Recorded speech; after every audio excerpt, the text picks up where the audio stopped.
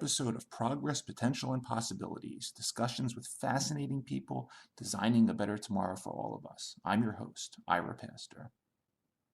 Welcome everybody again to another episode of our show with another fascinating guest joining us today. We are going to be moving back into the discussion of drugs, related drug abuse issues, cost of addiction, new ideas for the future.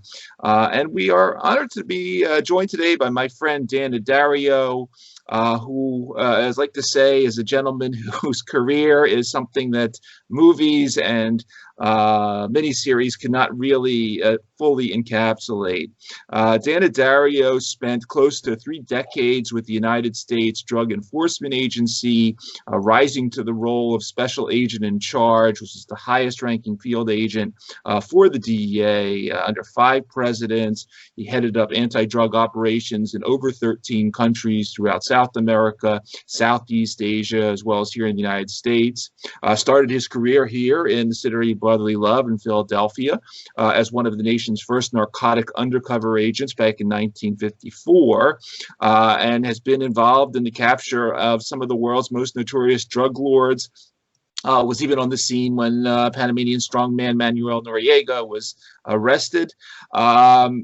Clearly says he's done a lot more probably than you have. His dossier of adventures around the world consists of, but is not limited to, the chase and capture of Auguste Joseph Ricard, who of the French Corsican heroin trafficker, one of the founding members of the French Connection, which was immortalized in the Gene Hackman movie, the infiltrating and visiting of the Golden Triangle opium empire of Burmese opium king Kun Sa, the roundup and arrest of dozens of Hell's Angels, including Sonny Barger, the cultivation and arrest of Manuel Noriega down in Panama, the destruction of Tim Leary's LSD labs, and all the while intermingling with Special Counsel Robert Mueller, buddies with people like Frank Sinatra, John Dean, Gordon Liddy, and while he was in the San Francisco office, happened to hang out occasionally with Kamala.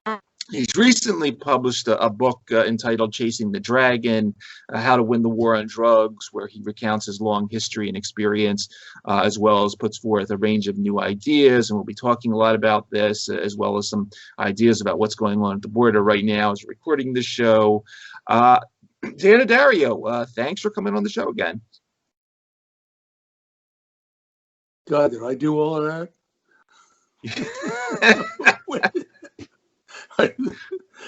Yeah, unless I'm reading the wrong bio, I think this is you. I go back to the Frank Rizzo days in Philly, a long time ago. But I think there's a lot of things in the book that I just wish I could get it into the right hands. I have a 10-point program on how to win the war on drugs. We've been fighting this thing for many decades, and each administration comes in, they reinvent the wheel. Every time a new president comes in, they appoint some drug czar who apparently knows everything about the drugs, and nothing happens. I'd like to talk a little bit more about the border situation. You call it what you want, a crisis, a dilemma, whatever they want to call it, but it is a crisis. And the possibility of what's happening with the drug lords, the cartel, and the increase in the spike in drug overdose deaths, it all relates together. Let's talk about the wall first. First of all, the border is a very complex operation. It was working fairly smoothly when the previous administration was in, and all of a sudden chaos happened, open borders. What is necessary is that we need a plan, and I have a plan that can help the administration do something about the border crisis. And it's difficult getting through to the bureaucracy in Washington, either through senators, Congress people, or vice president or president. It's damn near impossible to get their attention. Number one, here's what I would do with the border. The wall should be completed. Okay. Number two, the Border Patrol people should be allowed to do their job. And it's not only a law enforcement operation. The diplomatic efforts from the United States, our diplomats should be meeting with the presidents of Colombia, Ecuador, Mexico, and Guatemala, and find out from there at the highest level, why are those people leaving? Why are they trying to come to the United States? Are they being abused? Are they being arrested? Are they being threatened? Are they being whatever their lifestyle is or lack of lifestyle? Something has to be done at that level, which is not being done. The United Nations needs to get involved.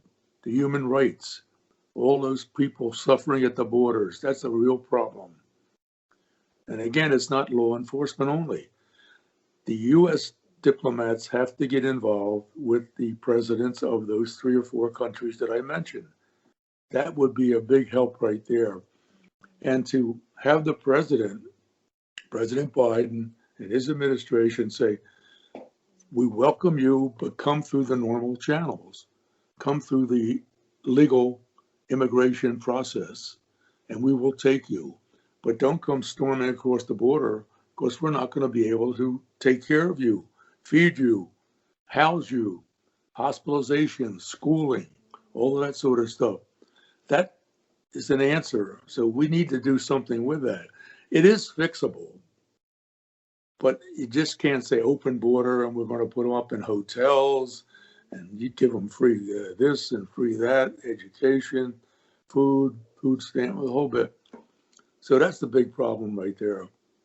And number two, with the increase of drug overdose deaths, it spiked, I think, recently at about 80,000 last year and rising. It's going up. And this coincides with the open border. The drug cartels have taken over that border. They own it. And we're just letting them come in. They're doing everything they can to get narcotics, heroin, fentanyl into our country. And that needs to be stopped. That would help the drug enforcement efforts. And again, a new president come in. There's an acting head of the DEA now. I think it's a former assistant U.S. attorney from, I think, New Jersey. Is only acting in an acting capacity.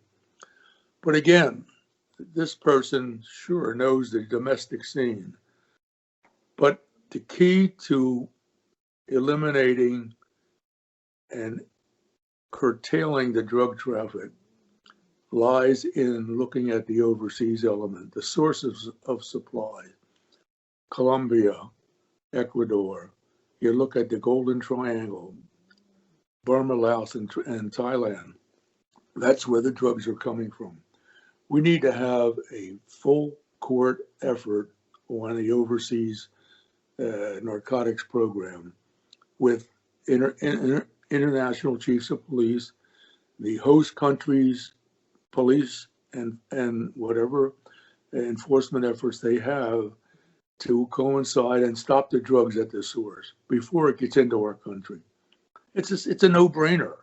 Mm-hmm. And a new person coming in and say this new assistant U.S. attorney doesn't even know where the hell Thailand is, or doesn't even know where heroin comes from, or they would say heroin, or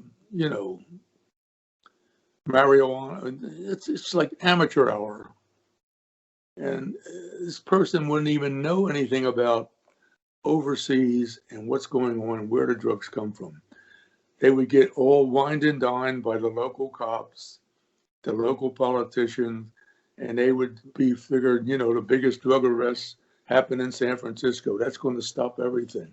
That's bullshit. That's just one little thing. Look at the big picture. And no one's looking at the big picture. And Biden's got more problems than he can handle right now. I mean, this is a total disaster. I mean, the man needs help in there, and he's not getting the right info. He's not getting the right people around him to talk to him and tell him what the hell's going on. And it's very frustrating. But there are answers to the problem. I mean, stuff is solvable. And you can salvage things and correct things. The border thing is workable. I mean, things can be done, but it's not just putting up a wall. It's not the answer. Mm-hmm. You got to go to the different presidents of Mexico and the other countries to get them to do something on their side. Has to be a joint effort. Diplomats have to get involved. Secretary of State has to be involved. I don't see anything about the Secretary of State talking about the war, the drugs, the crisis at the border. And, they want to say it's a crisis. I don't care what you call it. It's a problem. Dan, we were, chatting offline the last year or so as we went through the election cycle and all that. You kept saying, no, the topic of drugs is nowhere to be found anywhere. I don't know, issues 1 through 20 are, but it's not there. And, I think growing up, this is your brain on drugs and all, the sort of the public stuff that was going on. Obviously, you spent multi-decade career. In general, when you look at sort of the issue of illegal drugs as just a topic, has it disappeared entirely from the press? Where is the issue in general? When you turn on down in North Carolina, I don't see it on the TV up here in Philly at all, and we hear about an overdose, fentanyl here and so forth. But as an issue, it's nowhere to be found. Do you have the same perception of it when you're looking at the press? The thing is, I think we're too concentrating on the lesser of the two evils of the drugs. I think we need to look at and categorize the drugs that are affecting our society. Mm-hmm. I think the government and state and local police departments are spending too much money and efforts and manpower and people power enforcing the marijuana laws. Sure. Marijuana should be decriminalized without a doubt. I mean, I think Senator Schumer, who has now taken over the Senate as head of the Senate, is talking about doing something with marijuana. Well, they're talking about it. What they really should do with marijuana, number one, decriminalize. I think marijuana, the profits that these mom and pop marijuana clubs are making is in the gazillions. The government should take over the marijuana problem and issue it like state stores. In other words, they should set up a state store like ABC. I think you got state stores in Pennsylvania. You got ABC down here. You have to be either 18 or 21. You got to go through the check, a whole bit with it to buy liquor. You can do the same damn thing with marijuana. It could be controlled, and the money that could be made from that, the profits could be going into the federal government, state and local governments, could be used for a lot of other things, infrastructure, drug education, drug rehabilitation.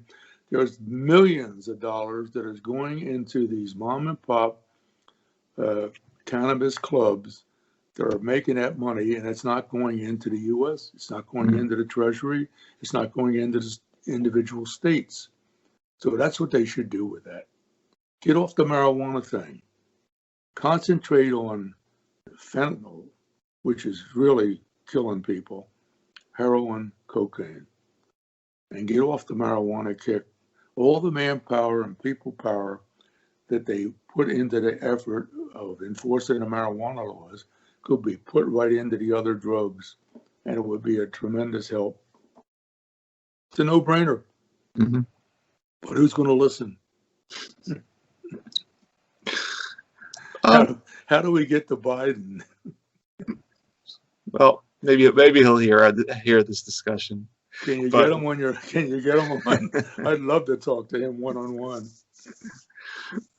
You mentioned the fentanyl, and obviously there's the whole China connection there because unlike the traditional opiates, that's one that the individual parts of it, aren't narcotics per se. You got to put it together, but it's a killer.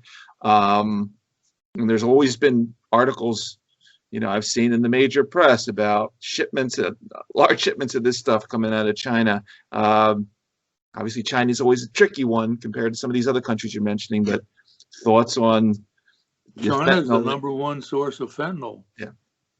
Coming into the U.S. Deal with that one. China is the number one source of fentanyl coming into the U.S. And no one talks about that. One of the areas that you talk about in the book and in your steps that you outline in Chasing the Dragon is sort of the experiences you had in DEA dealing with these other government agencies, CIA, State Department, and so forth. And if you're not all on the same page, stuff doesn't get done. Talk a little bit about that, if you would, and your experiences when you were down in Southeast Asia, and then how maybe some of that applies to what you're seeing at the border. Well, it takes a number of agencies to really get involved in enforcing the drug laws. Particularly if you're into the foreign element of it, you need the State Department, you need the U.S. ambassador in each of these countries that are source countries. You need the head of the CIA. They have to get them all on the same page. And with the lightweights that they put in temporarily as heads of the DEA, they don't have the right clout or the right power to pull these agencies together. And that seems to be the problem when they appoint these acting administrators in a position like DEA. The DEA head should be on the same level as the head of the CIA, so they can talk together, same level, without having to go through the U.S. attorney or some assistant U.S. attorney. That's where the structure falls apart. Years ago, when I started in the Bureau, we had a commissioner of narcotics, but we had a head of the DEA, special agent in charge, who had a direct access to the president and the vice president. These people today that take over DEA have to go through channels. They have to go through the Justice Department bureaucracy, criminal division, assistant to the attorney general. They don't have direct access to the president. And that's the problem. That's one of the big problems. They don't put a person in that position, the head of the DEA, that has the stature and the power and the position to go head to head with the head of the CIA or the president of Mexico or the president of Thailand. I mean, those are things that are lacking. So it's just like a toothless tiger, just like another stroke of the pen. Appoint somebody, it'll go away.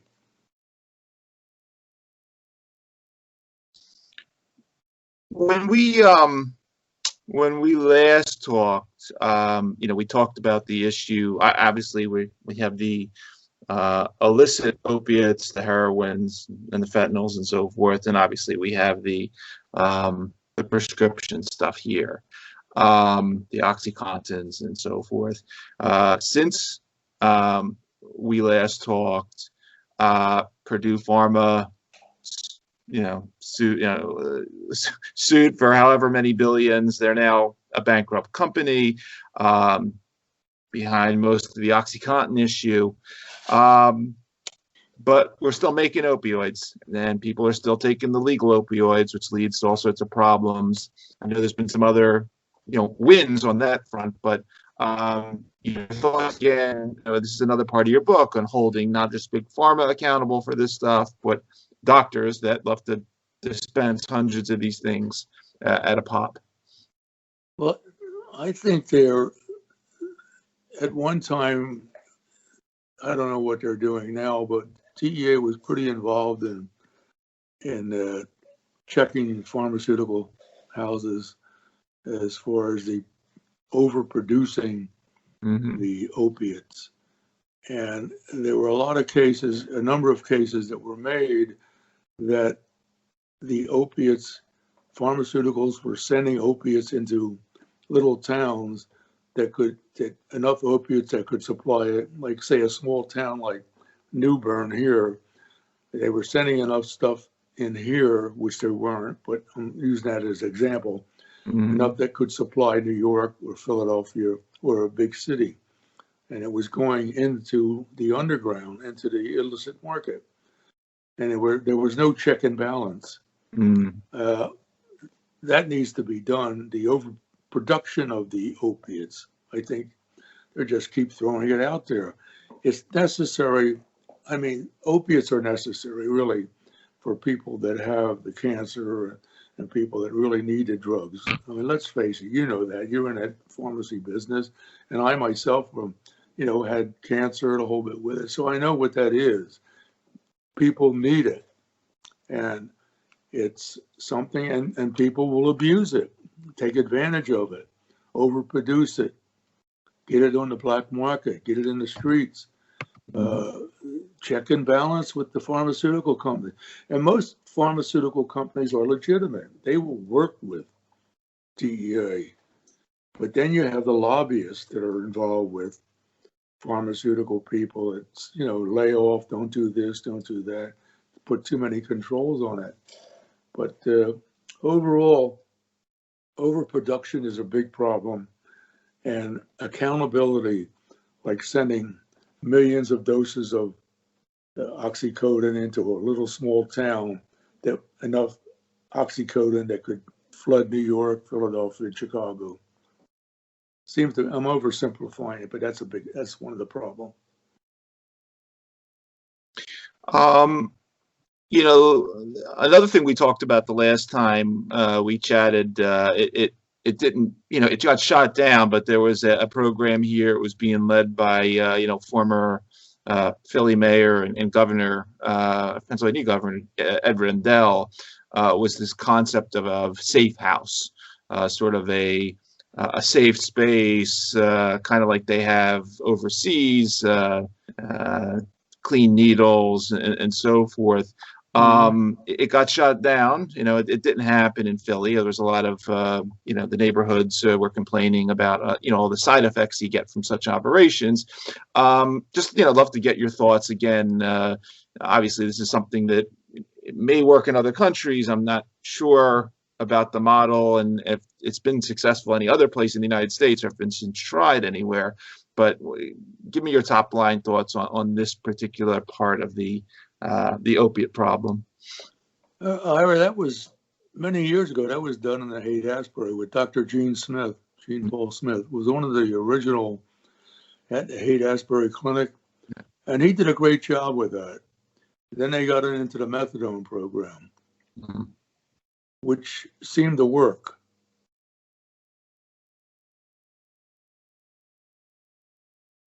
Are we back? Yep, I'm here. Yeah, okay. Yeah, that's it. That methadone program seemed to work. People would, then they started, abusing the methadone thing, getting it in the illicit market and stuff like that with it. But the only thing about the safe houses and clean needles and stuff like that with it, that could work. But with the volume of addicts, that seemed to be the problem. It works in little countries, Amsterdam maybe. I mean, they have something like that.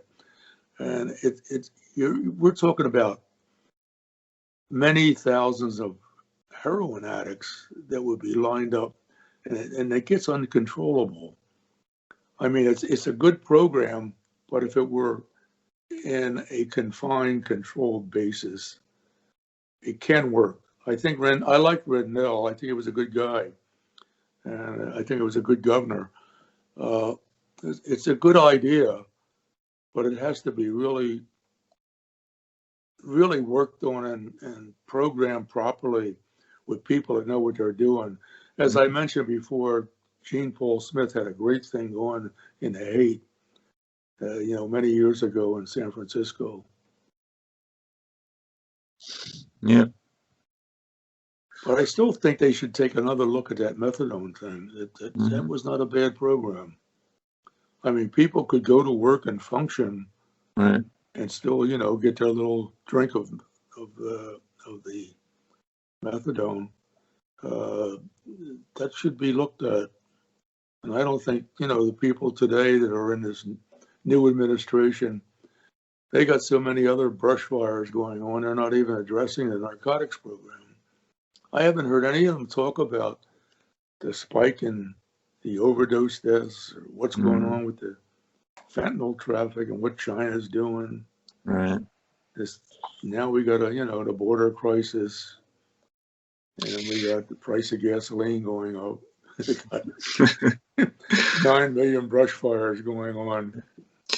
Oh, yeah. I mean, and I have to ask you about this. Obviously we have a border issue, we have an opioid issue.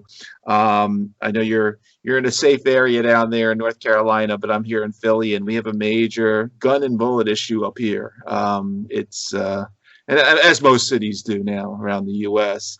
And the violence goes where the drugs go. And Oh yeah. And any I know it's not your responsibility to solve all the the world's problems, but can you give us a few minute thought on the gun issue? Because we got a war zone in Philly lately.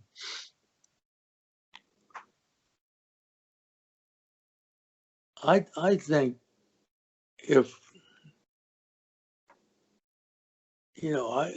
I would like to do a one-on-one with somebody that has the authority in the administration to really do something about the drug problem if they wanted to, and just lay it out, throw everything out from my experience and what I'm seeing today, what could work, what did work, what doesn't work. There's no one down there to check and balance. There's no one in the administration that can sit down and talk about fentanyl coming in from China. They don't want to touch that. They want to talk about trade. They talk about money. But there again, China is the main source of fentanyl coming into the U.S. and it's crossing the Mexican border. So there's a lot of diplomatic stuff that should be done that isn't being done. And then having the vice president talk about the border, I don't know, she hasn't even been near the border. I mean, don't you think the president and vice president should at least visit and see what the misery is down there, what the problem is, and then go to the president of Mexico, and then go to the president of Guatemala and talk about the border problem firsthand, actually seeing it. They're not doing it. Not addressing the drug problem. It's just the economy. It's just stimulus checks, throwing money at everything, make it go away. It's not going to go away by throwing money at it. No. People got to realize the stimulus checks are going to run out. People are going to have to go back to work. And then what? I think people really want to work. They want to open up with this crisis that we're having today with the coronavirus. I think, by the way, did you get a shot? Did you get your shots? I did. Yeah, we got ours too, and we're very pleased, and no reaction to it. And I urge everyone, go out there and get that shot. Don't play around. That's very important. And I think once we get most of the people vaccinated, I think we can open up a little bit at a time, but not go crazy. So I think that's a big thing. If we can get that under control, that could help that could help the administration properly. Yeah, I agree with you on that. Yeah, as you were saying about the stimulus checks, yeah, we forget though about how much this drug problem costs, and I didn't say it at the beginning, but the numbers are ridiculous in terms of close to $800 billion a year in the healthcare expenses. Who's paying for it? We are. We're going to pay for it. Yeah. Who the hell's paying for it? Exactly. They're just printing money. Yep. I mean, they just throw money at it. Now, Kamala Harris is going down to visit with, I think, the president in Guatemala and the president in Mexico. And what the hell is he going to do down there? Talk about the problem, which he hasn't seen. Throw money at it. Here's $10 million to do this. They'll take the money and do nothing. I've dealt with foreign officials. I've dealt with at the highest level in Thailand, South America, Southeast Asia. They will take your money and say, yeah, we'll do this and do that, and do nothing. And no check and balance. And we got to get you. We got to get you out of retirement, Dan, because we got to get you back to these countries and take your ideas and your experience and start looking at things from a different perspective, because this we have an issue here, and it's an issue that's not being paid attention to. And what you can do, you can find me a producer that wants to do a little TV bit with my book. I think that would get the word out. I'm trying to get the word out. I don't care about money. Yeah. I like to get the word out. So I'm trying to get my word out, my 10-point program on the drug problem. And I don't care how we do it, but, if I can get my book read by the president, maybe we give him some ideas. But it's tough to get through to these people. Yeah. Well, we will help you. You're in that business. we will do our bit to help spread the word, and Dan, it's always good seeing you. Wishing you the best with this. For everybody that is listening or going to be watching this particular episode, you've been listening to Dan Addario, highest-ranking field agent for the United States Drug Enforcement Administration, worked under 5 presidents, anti-drug operations in over 13 countries. Pick up his book, Chasing the Dragon, New Ideas for the War on Drugs, How to Win the War on Drugs. Okay. It's great seeing you, Dan, and you be well there and get attention to this issue.